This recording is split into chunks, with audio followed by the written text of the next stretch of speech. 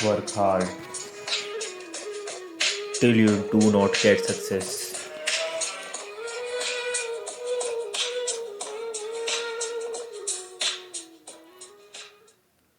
Hello दोस्तों, आपका हमारे चैनल कॉम्पिटिटिव हाइप पर वेलकम। जी हाँ दोस्तों, आज जैसे कि हमने आप लोगों से प्रॉमिस किया था कि हम हर एक हफ्ते में आपके लिए क्या करते हैं, हम आपके लिए एक टेस्ट सीरीज जरूर लेकर आते हैं और प्रीवियस ईयर के क्वेश्चंस की आपको प्रैक्टिस करवाते हैं। जी हाँ, आज दोस्तों वही दिन है।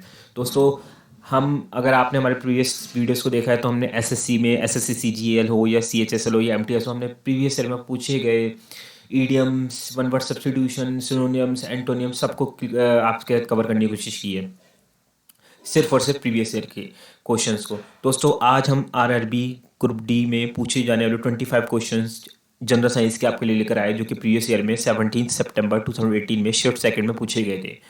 सो दोस्तों, जैसे कि आप लोग वीडियो में देख पा रहे होंगे, 17 सितंबर 2018 शिफ्ट सेकंड में पूछे गए क्वेश्चंस आज हम देखेंगे। 25 क्वेश्चंस आपके पूछे जाते हैं आरआरबी ग्रुप डी में। ओके, तो चलिए चलते हैं, इन क्वेश्चंस की प्रैक्टिस करते हैं और फिर देन मैथ के क्वेश्चंस पे आएंगे आज के। तो अभी के लिए पहले साइंस के 25 क्वेश्चन देख लेते हैं और कोशिश करेंगे जल्दी से जल्दी इन क्वेश्चन को करें, क्योंकि हमारे पास टाइम को भी हमें देखते हुए चलना है। अभी 12:48 हो रही है, तो हम आगे चलते हैं और समझते हैं इन क्वेश्चनों को कैसे करना है। Choose the correct order choose the correct order of electrical resistivity of metals. तो दोस्तों, एक क्वेश्चन आया था, आप जैसे देख सकते हैं, आपको correct order of electrical resistivity of metals आपको ऑप्ट करना है। एक ऐसा करेक्ट ऑर्डर जो इलेक्ट्रिकल रेजिस्टिविटी मेटल्स का जाता है कि सबसे ज़्यादा इलेक्ट्रिकल रेजिस्टिविटी कौन से मेटल की है। जी हाँ दोस्तों, जैसे कि आप देख पा रहे होंगे, मरकरी बी ऑप्शन पर आप टिक करेंगे। बी ऑप्शन Hg, मरकरी की सबसे ज़्यादा हाई इलेक्ट्रिकल रेजिस्टिविटी होती है। देन उसके बाद में निकल, देन उसके बाद में टंगस्टन, देन उसके बाद में आपका सिल्वर। दोस्तों, ये कैसे पहचाना जाता है, ये हम नेक्स्ट वीडियो में आपको बताएंगे कि आप कैसे इन तरह के क्वेश्चनों कर पाएंगे, क्योंकि ये बेशुमार क्वेश्चनों में से है। पहले आज जो हमारी कोशिश है आपको ये बताने की है और ये एनालाइज कराने की एक्चुअली में एग्ज़ाम यानी कि आरआरबी ग्रुप डी किस तरीके के साइंस के क्वेश्चन पूछता है। हम आपके लिए पूरी कोशिश करेंगे कि आपको इतने क्वेश्चंस करवा दें कि आप ग्रुप डी के साइंस के जो क्वेश्चन होते हैं उसको एक भी क्वेश्चन गलत ना करके आए, जिससे कि आपका फुल चांस हो कि आपका सिलेक्शन 100% आपका फिक्स हो जाए कि हाँ मेरा सिलेक्शन होगा। तो चलिए दोस्तों, इसका आंसर हो जाएगा बी, यानी कि मरकरी हाई इलेक्ट्रिकल रेजिस्टिविटी, उसके बाद में आपका निकल, देन उसके बाद में टंगस्टन, देन उसके बाद में डब्ल्यू को कहते हैं टंगस्टन, देन उसके बाद में एजी सिल्वर। यानी सेकंड जो कि आपका पूछा गया था, ये आपका rise in sugar levels in blood is detected by the cells of. दोस्तों, जो कि आपके ब्लड होता है उसमें शुगर का लेवल जो होता है बढ़ जाना, वो हम किसके थ्रू आइडेंटिफाई करते हैं, उसको कैसे पता करते हैं कि हमारे खून में शुगर की मात्रा बढ़ गई है, ज़्यादा बढ़ गई है।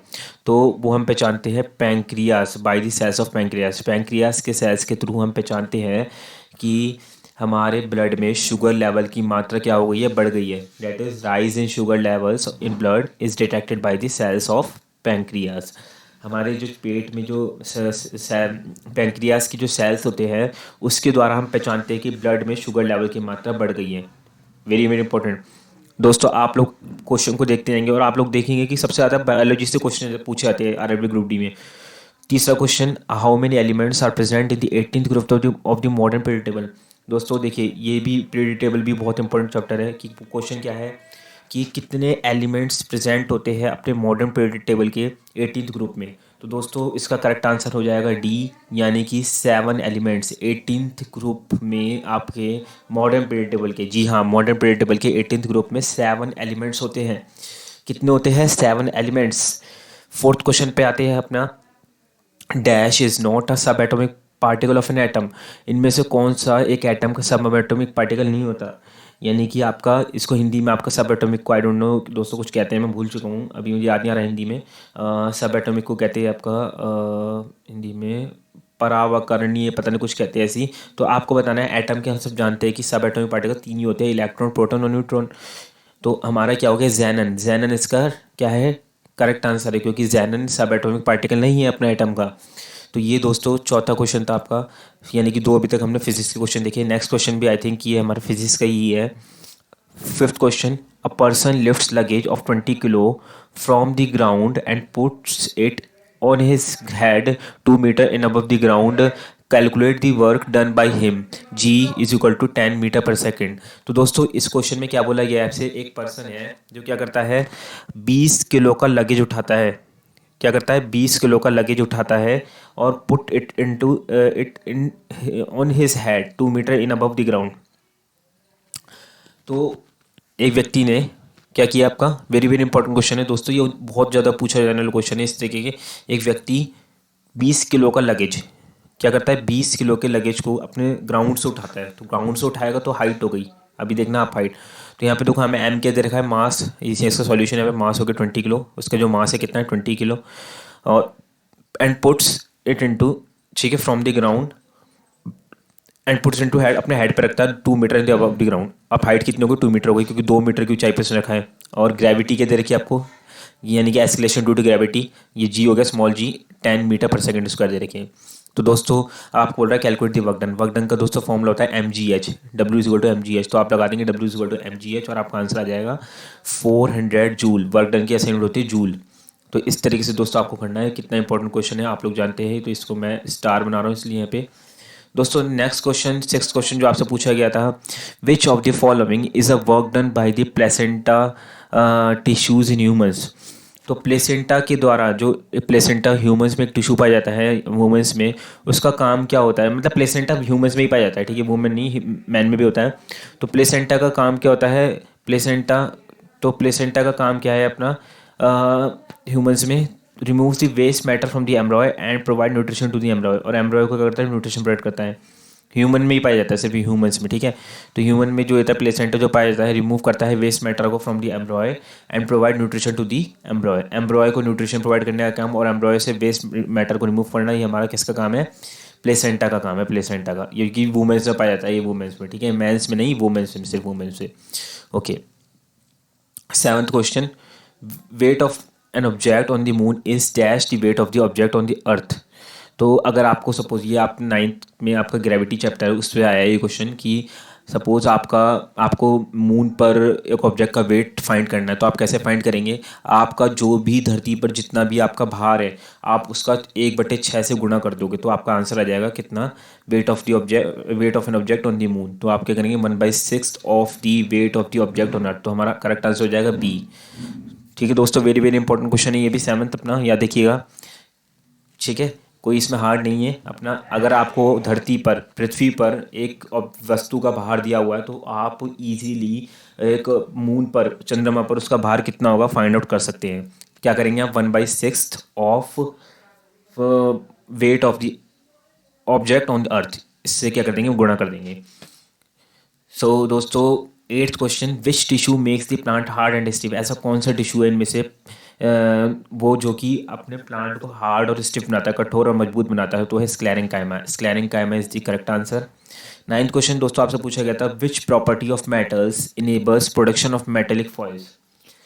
मेटेलिक फॉइल्स की प्रोडक्शन, इनमें से कौन सी प्रॉपर्टी को दर्शाता है, कि आप मेटल्स की ऐसी कौन सी प्रॉपर्टी है जो इनेबल करती है प्रोडक्शन ऑफ मेटेलिक फॉइल्स। मतलब मेटल की जो फॉइल बनती है पतली पतली, जब हम एल्यूमिनियम को थिन फॉइल की फॉर्म में कर देते हैं कन्वर्ट, तो हम उस प्रोसेस को कहते हैं मेलिएबिलिटी। क्या कहते हैं, मेलिएबिलिटी। ओके, सेवन्थ क्लास में भी आप लोगों ने पढ़ा हुआ है, एट्थ क्लास में भी देखिए कितना ईजी क्वेश्चन था। तो टेंथ क्वेश्चन जो कि वेरी वेरी इंपॉर्टेंट है, स्टार लगा हुआ है यहाँ पे, डैश इज अ डेलीक्विसेंट कंपाउंड। इनमें से कौन सा एक डेलीक्विसेंट कंपाउंड है। तो आपका करेक्ट आंसर क्या है इसका, इसका आंसर दोस्तों, इसमें कुछ डिस्क्रिपेंसी पाई गई थी एग्जाम में, ठीक है, जब, तो इसलिए यहाँ पे ई दे रखा है, ई यहाँ पे कोई ऑप्शन नहीं है, तो इसके लिए भी आप इसको क्या कर सकते हैं, लेफ्ट कर सकते हैं। बट आने वाली वीडियोस में मैं इसके बारे में डिस्क्रिपेंसी की भी सारी वीडियो लेके आऊँगा, जिसमें भी टोटल हम मान लीजिए अगर हमने 10 हम पेपर कर लिए, 25 क्वेश्चन हमने हर एक हफ्ते में करे साइंस के, तो हमारे कितने क्वेश्चन होगा, 250 क्वेश्चन हो जाएंगे, 10 × 25। तो हम क्या करेंगे, जितने भी डिस्क्रिपेंसी वाले क्वेश्चन थे सबको एक साथ लेके आएंगे और उनके करेक्ट आंसर मैं आपके डिस्कस करूँगा, ठीक है। तो चलते हैं नेक्स्ट क्वेश्चन पे, इसको अभी आप इग्नोर कर सकते हैं, ठीक है। तो अभी क्या करते हैं, 11th क्वेश्चन पे आते हैं। 11th क्वेश्चन में क्या दिया हुआ आपका, the mass number of N isotope of an element is 298 if it's nucleus has 189 electron, what is it's, इसके आगे का हमें दे नहीं रखा गया, what is its mass number पूछा है, आई थिंक मास नंबर, हाँ देखिए नीचे आंसर दे रखा है, तो इसका मास नंबर पूछा गया, इसका मास नंबर कितना होगा। दोस्तों आप इजीली फाइंड कर सकते हैं कि आपको एक एलिमेंट के आइसोटोप, एक एलिमेंट का जो आइसोटोप का मास नंबर दे रखा है, कितना मास नंबर आपको दे रखा है 298। ये रहा यहाँ पे। ये पेज आई थिंक जब मैंने इसका पीडीएफ बनाया होगा तो पेज आई थिंक कहीं ना कहीं रह गया है मुझसे, पीडीएफ बनाते वक्त डिडक्ट हो गया है थोड़ा पोर्शन। तो दोस्तों लेकिन हम इसके आंसर से समझ सकते हैं कि हमें मास नंबर, और ये ऊपर भी दिया हुआ है मास नंबर एक आइसोटोप का। आइसोटोप भी मैं आपको बताऊंगा, क्योंकि आज सिर्फ हमारा जो टारगेट है हमारे प्रीवियस ईयर के क्वेश्चंस को देखने का टारगेट है। तो दोस्तों आज हम उसे फुलफिल करेंगे, और जो कंसेप्ट है आइसोटोप क्या होते हैं, आइसोबार क्या होते हैं, केमिस्ट्री के पार्ट है ये, तो हम इनको कंफर्म करेंगे, आपको क्लियर करेंगे कि आपकी हेल्प करेंगे समझने में कि आइसोटोप्स क्या होते हैं, आइसोबार्स क्या होते हैं, और किस तरीके से क्वेश्चन एग्जाम में पुटअप होते हैं। तो दोस्तों अभी हमें आइसोटोप, एक एलिमेंट के आइसोटोप का मास नंबर दे रखा है 298, और आपको क्या बोला गया है कि इसका न्यूक्लियस है, इसके न्यूक्लियस में 189 इलेक्ट्रॉन्स न्यूट्रॉन्स है। तो बताइए नंबर ऑफ प्रोटॉन्स कितने होंगे। तो हमें नंबर ऑफ प्रोटॉन निकालने थे, यहाँ पर आप लिख लीजिए नंबर ऑफ, ठीक है, नंबर ऑफ प्रोटॉन्स को हम जेड से डिनोट करते हैं, तो हम यहाँ पे जेड बना देते हैं नंबर ऑफ प्रोटॉन्स। आपको क्या करना है यहाँ पे फाइंड करना है, ओके। तो दोस्तों ये कंप्यूटर में इस तरीके से एडिट करना और ये करना बड़ा हरक्यूलियन टास्क है, तो इस तरीके से भी लग रहा होगा। तो आपको सिंपल सा क्वेश्चन आएगा, एक आइसोटोप का एक एलिमेंट का आइसोटोप दे रखा होगा, एक आइसोटोप का एक एलिमेंट दे रखा होगा, उसका मास नंबर जो होगा आपको, और बोला जाएगा कि उसमें इसकी न्यूक्लियस के पास इतने न्यूट्रॉन्स है तो आप इतने प्रोटॉन निकाल के दोगे। तो मास नंबर का फॉर्मूला होता है आपका, याद कर लीजिएगा, वेरी वेरी इंपॉर्टेंट है, कि क्या होता है हमारा मास नंबर बराबर होता है आपका number of neutrons plus number of protons. तो नंबर ऑफ न्यूट्रॉन्स हमें दे रखे 189, मास में दे रखा है, तो हम 298 में से 189 को घटा देंगे तो हमारे पास क्या जाएगा, इसका क्या आ जाएगा अपने पास, प्रोटॉन्स आ जाएंगे। और प्रोटॉन्स को ही हम एटॉमिक नंबर कहते हैं, क्योंकि प्रोटॉन्स पे पॉजिटिव चार्ज होता है, और एटॉमिक नंबर, तो ये जेड क्या है, हमें एटॉमिक नंबर आ गया हमारा जेड। तो ये एटॉमिक नंबर बोल लो या नंबर प्रोटॉन बोल लो, ओके, नंबर ऑफ प्रोटॉन्स या एटॉमिक नंबर बोल लो, बात एक ही है, ठीक है। तो अभी हमारा एटॉमिक नंबर कितना आ गया 109, यानी कि नंबर ऑफ प्रोटॉन्स कितना आ गया हमारा 109। नेक्स्ट पे चलते हैं 12th question, constantan is alloyed from dash metals. अभी कॉन्स्टेंटेन एक क्या है, एक एलॉय है, फ्रॉम इनमें से कौन से मेटल्स का एलॉय है वो, मतलब एलॉय क्या होता है, एलॉय एक होमोजेनियस मिक्सचर होता है दो और दो से एलिमेंट्स का, ठीक है, उसे हम एलॉय कहते हैं। तो यहाँ पे देखो, तो सी यू और निकल को जब आपस में मिलाते हो तो कॉन्स्टेंटेन आपको मिलता है, कॉन्स्टेंटेन मिलता है आपको, क्या मिलता है, कॉन्स्टेंटेन। वेरी वेरी इंपॉर्टेंट है, देखिए 2 स्टार लगे हुए हैं इस पे ऊपर, आप देख पा रहे होंगे। तो कॉन्स्टेंटेन क्या है आपका, सी यू और निकेल का मिक्सर है, ठीक है, दो मेटल्स का मिक्सचर हमारा कॉन्स्टेंटेन बनाता है, कॉन्स्टेंटेन। फिशेस के पास कितने चैम्बर हेड होता है, फिशेस के पास 2 चैम्बर हेड होता है, fishes have a 2 chamber head. तो दोस्तों देखिए ये भी एक इंपॉर्टेंट क्वेश्चन है, फिशेस में कितने चैम्बर हेड होता है, फिशेस का 2 चैम्बर हेड होता है, जैसे कि हमारे ह्यूमन बींग्स में 4 चैम्बर हेड होता है, ठीक है, 2 ऑरिकल्स 2 वेंट्रिकल्स, ठीक है। तो इस तरीके से ही ऐसे, जैसे देखिए नीचे नोट में देखा ऑक्टोपसिस का कितना चैम्बर हेड होता है, ऑक्टोपसिस का 3 चैम्बर हेड होता है। तो याद रखिएगा दोस्तों, मतलब कि हमारा फिशेस में कितने चैम्बर हेड होता है, फिशेस में 2 चैम्बर हेड होता है, ऑक्टोपसिस में 3 चैम्बर हेड होता है।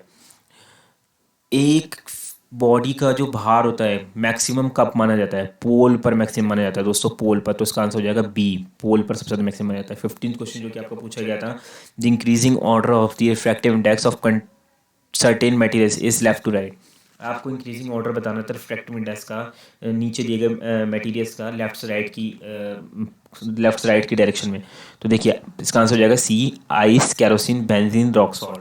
ये क्या है, रिफ्रैक्टिव इंडेक्स है। रिफ्रैक्टिव इंडेक्स क्या होता है, आप लोग सोचेंगे रिफ्रैक्टिव इंडेक्स, दोस्तों जब आपको रिफ्रैक्शन चैप्टर आपको किसी आप अगर आपने कहीं पढ़ा होगा साइंस में 9th में 10th में, रिफ्रैक्शन आपने पढ़ा होगा, रिफ्रैक्शन 10th में आता है आपका एक्चुअली, ठीक है, लाइट रिफ्लेक्शन रिफ्रैक्शन। तो रिफ्रैक्शन में ही एक पार्ट आता है रिफ्रैक्टिव इंडेक्स, कि हम कैसे पहचानें कि कौन सा एलिमेंट कितना ज़्यादा आपका क्या है, प्योर है, कितना ज़्यादा इम्प्योर है, और रिफ्रैक्टिव इंडेक्स उसकी वैल्यूज़ होती है रिफ्रैक्टिव इंडेक्स की कुछ। तो रिफ्रैक्शन क्या होता है, रिफ्रैक्टिव इंडेक्स क्या होते हैं, हम सारी चीज़ों को वन बाय वन करके समझेंगे, ठीक है। अभी के लिए आपको क्वेश्चन देखना है कि रिफ्रैक्टिव इंडेक्स के इंक्रीजिंग ऑर्डर किससे रिलेटेड क्वेश्चन आया था कि लेफ्ट टू राइट की प्रीसेंस में। तो इसका आंसर हो जाएगा C, ice, kerosene, benzene, rock salt. दोस्तों 16 क्वेश्चन जो कि आपसे पूछा गया था, a person does some work of 1000 joule in 2 second, his power will be. तो देखिए एक व्यक्ति 1000 जूल का वर्क करता है 2 सेकंड में, तो आपको पावर बतानी थी। तो आपको दोस्तों वेरी वेरी इजी क्वेश्चन था, पावर का फॉर्मूला लगाना था, P is equal to W I T, work done, power is equal to work done upon में टाइम, वर्क डन कितना किया इसने 1000, हमें पता है वर्क डन कैसे होती है जूल, तो टाइम कितना था 2 सेकंड। तो आंसर आ जाएगा हमारा 500 वाट, क्योंकि जूल पर सेकंड, अब यहाँ पे जूल ऊपर जूल नीचे सेकंड, ठीक है, तो नीचे सेकंड हो गया, तो जूल पर सेकंड हमारा क्या कहलाता है, वॉट बनाता है, वॉट। तो इसका आंसर ईजी था, एक व्यक्ति अगर मैं बोलूँ यानी कि रमेश 1000 जूल ठीक है, 1000 जूल का वर्क करता है कितने सेकंड में, कितने टाइम में। तो बताइए पावर कितनी थी, कितनी पावर है उसकी, पावर कितनी होगी इसके, 500 वाट की पावर से इसने काम करा है, 500 वाट। ठीक है, तो हम क्या लगाने, P is W by T. दोस्तों 17 क्वेश्चन जो कि आपको एग्जाम में पूछा गया था। The items of germanium, arsenic, selenium and bromine contains how dash shells, कितने कितने इनके आउटरमोस्ट इलेक्ट्रॉन कितने वो पाए जाते हैं, इनके में कितने शेल्स होते हैं आपके। तो 4 शेल्स होते हैं, 4 शेल्स को कंटेन करते हैं, 4 शेल्स होते हैं दोस्तों आपके ऑर्बिट्स। ठीक है, atoms of germanium, arsenic, selenium और ब्रोमाइन कितने शेल्स को कंटेन करते हो, तो आपके 4 हो जाएगा, इसका 4 शेल्स को कंटेन करते हैं। आपका इजी क्वेश्चन था, इसमें कोई इतना हरक्यूलियन टास्क नहीं था। 18 which of the following is not a characters of Pisces. Pisces अभी देखिए एनिमल किंगडम से आ गया आपका, पीसीज का इनमें से कौन सा कैरेक्टर्स नहीं है, तो आपका डायरेक्ट आंसर हो जाएगा इसका प्रीसेंस ऑफ स्यूडोकॉलियम। तो देखिए दोस्तों, बायोलॉजी से एक रिलेटेड क्वेश्चन पूछे जाएंगे आपके पेपर में, तो be prepare, always be prepare और प्रिपेरेशन करते रहिए अपना। The CO2 emissions, 19 question, the CO2 emissions in million metric tons over 3 years are given in the following table। तो देखिए इस तरीके से कुछ DI टाइप का एक कुछ ये क्वेश्चन बना था कि CO2 एमिशन दे रखा है 1 मिलियन मेट्रिक टन्स में कितनी CO2 निकलती है 3 सालों में। जैसे 2015 में डोमेस्टिक CO2 एमिशन, घरों से निकलने वाली CO2 कितनी थी, 100, और 2016 में 110, 2017 में 150। तो what is the increase of the percentage of CO2 emission from year 2017 to 2016 से 2017 में कितना एमिशन, कितना परसेंटेज इंक्रीज हुआ है। तो आप क्या करोगे, 150 माइनस 110 बटे में 100 मल्टीप्लाई 100, तो आपका हो जाएगा 150 में 110 जाएगा, आपको हो जाएगा 40, 40 बटे तो हो जाएगा 40%। मेरे सबसे देखिए कहाँ लिखा है इसका, मतलब वही पॉइंट में जाएगा। ठीक है, तो ये देखिए कैसे करेंगे इसको, अब इसका आंसर दिखा नहीं रखा है, मैं आपको दिखाता हूँ कैसे करोगे आप। 2016 से 2017 में जाना है, पूछा increase in the percentage of CO2 emission. तो आप क्या करोगे, 150 माइनस 110, ओके, और किसके किसके रिस्पेक्ट में इंक्रीज हो रहा है ये।